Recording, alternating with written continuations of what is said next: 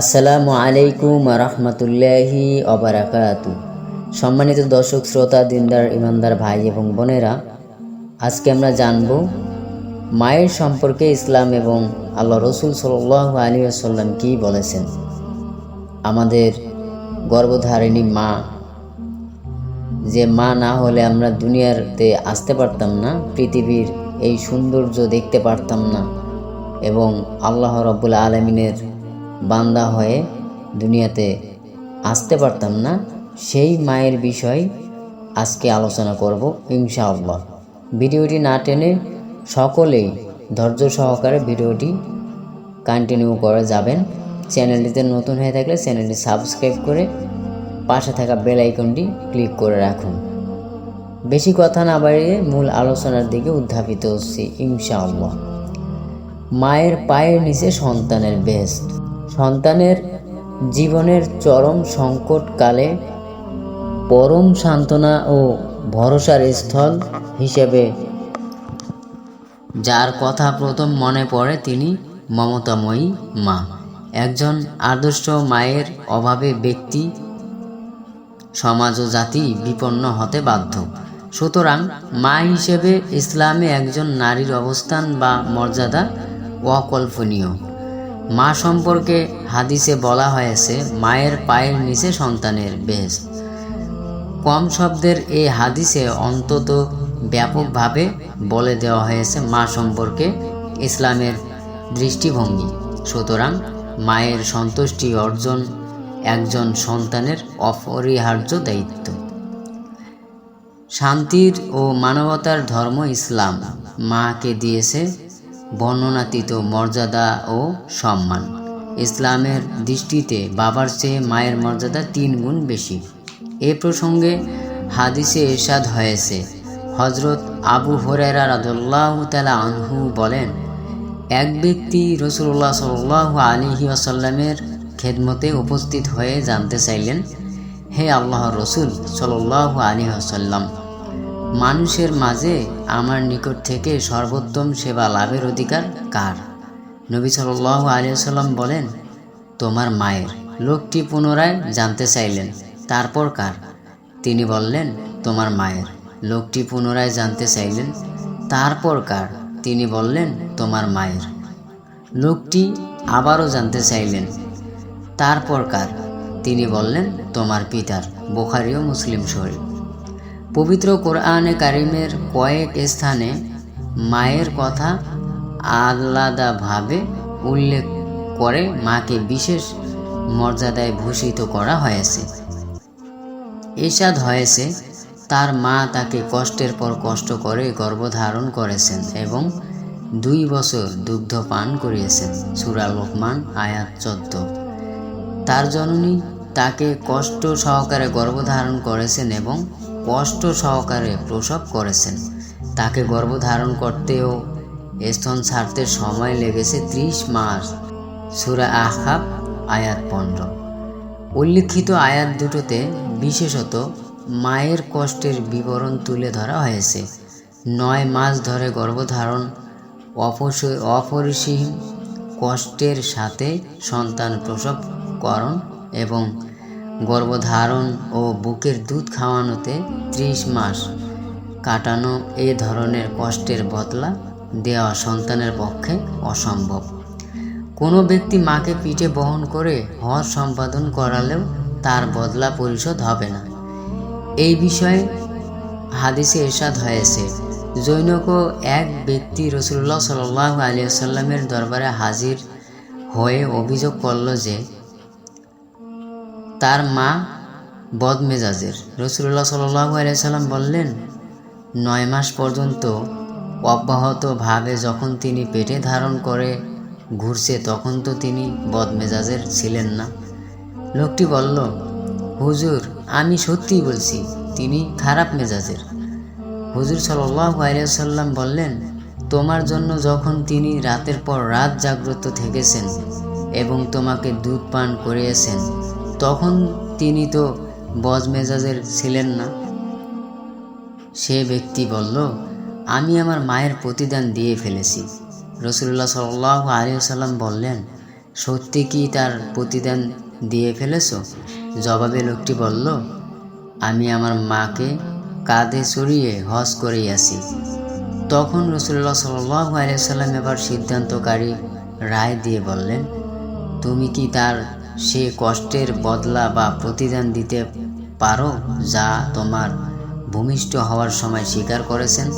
অর্থাৎ মাকে পিঠে করে হজ সম্পাদন করালেও ভূমিষ্ঠ হওয়ার সময় তার যে কষ্ট হয়েছে সেটার ন্যূনতম বদলা তুমি দিতে পারবে না। হাদিস থেকে আরও জানা যায় যে নামাজ চালিয়ে যাওয়া থেকে মায়ের ডাকে সাড়া দেওয়া উত্তম কাজ। ইসলামে মা হিসেবে নারীকে যে সম্মান ও মর্যাদা দিয়েছে, দুনিয়ার অপর কোনো সম্মান বা মর্যাদার সাথে তার তুলনায় চলে না। মায়ের সেবা যত্ন না করলে, মাকে কষ্ট ও দুঃখ দিলে সন্তান যতই ইবাদত বন্দেগী আর নেকের কাজ করুক না কেন, তার পক্ষে বেহেশতে লাভ করা অসম্ভব।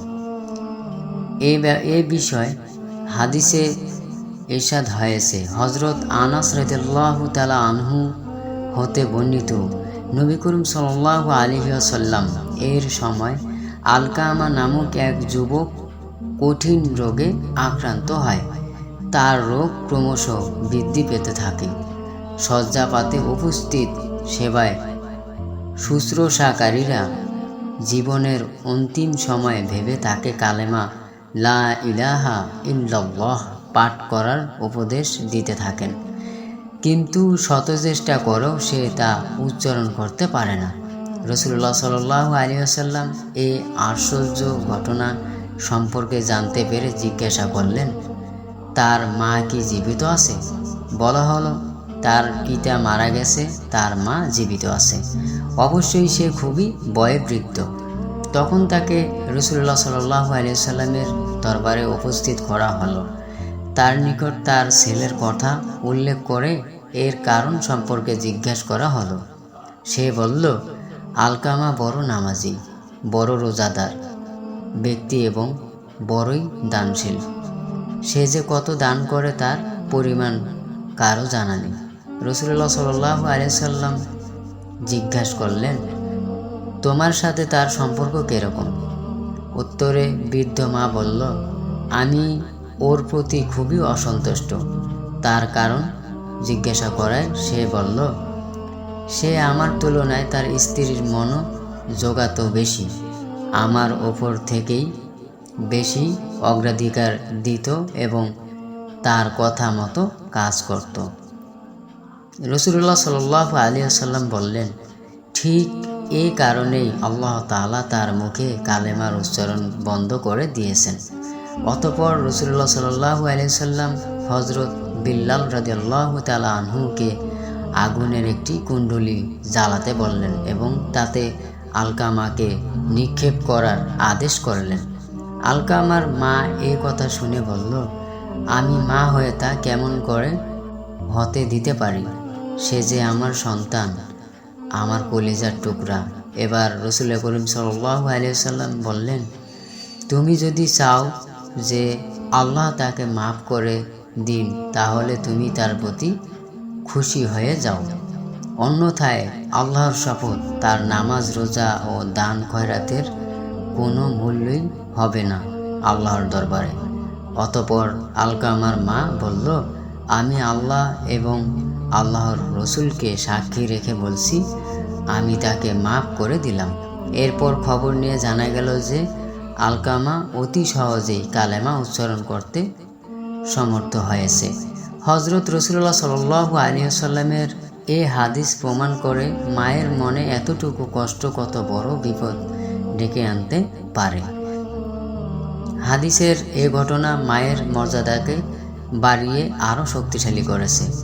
মায়ের সম্মান ও মর্যাদা প্রতিষ্ঠায় নবী করিম সাল্লাল্লাহু আলাইহি ওয়াসাল্লামের ভূমিকা বিশ্বের ইতিহাসে অমর হয়ে আছে। তিনি মায়ের স্নেহ মমতার সুযোগ না পেলেও দুধ মা হালিমার স্নেহ মমতা ভুলেননি। নবী করিম সাল্লাল্লাহু আলাইহি ওয়াসাল্লামের অন্তরের মণিকোঠায় ছিল মা হালিমার স্থান। তাই 40 বছর বেশি বয়সেও তাকে মা মা বলে ডাকতে শোনা যেত। নিজের গায়ের চাদরটিও খুলে বিছিয়ে তার বসার স্থান করে দিত দেখা যেত। বস্তুত মা পৃথিবীর সর্বশ্রেষ্ঠ নিয়ামত। ইসলাম মাকে যথাযথ মর্যাদা ও মূল্যায়ন করেছেন। ইসলাম মনে করে মায়ের মর্যাদা ও সম্মানকে বিশেষত দিনে আবদ্ধ না করে ইসলাম প্রদত্ত মর্যাদা ও ইসলামের সম্মানের আলোকে সারা জীবন প্রত্যেকেই নিজ নিজ জন্মদাত্রী মায়েকে সেবা যত্ন ও সম্মান করুক, মর্যাদা দিক। সম্মানিত দর্শক শ্রোতা, দিনদার ইমানদার ভাই এবং বোনেরা, এতক্ষণ ধরে যে কথাগুলো শুনলাম এবং জানলাম, সেই কথাগুলো শুনে বুঝে আমল করার তৌফিক আল্লাহ রাব্বুল আলামিন আমাদের সকলকেই দান করুন। সকলে জেনে রাখবো, আমল করে দান খয়রাত, নামাজ, রোজা, হজ, জাকাত কিছুই কাজে লাগবে না যদি আমাদের মায়ের সাথে কোনো রকম বিচ্ছেদ ঘটে যায়।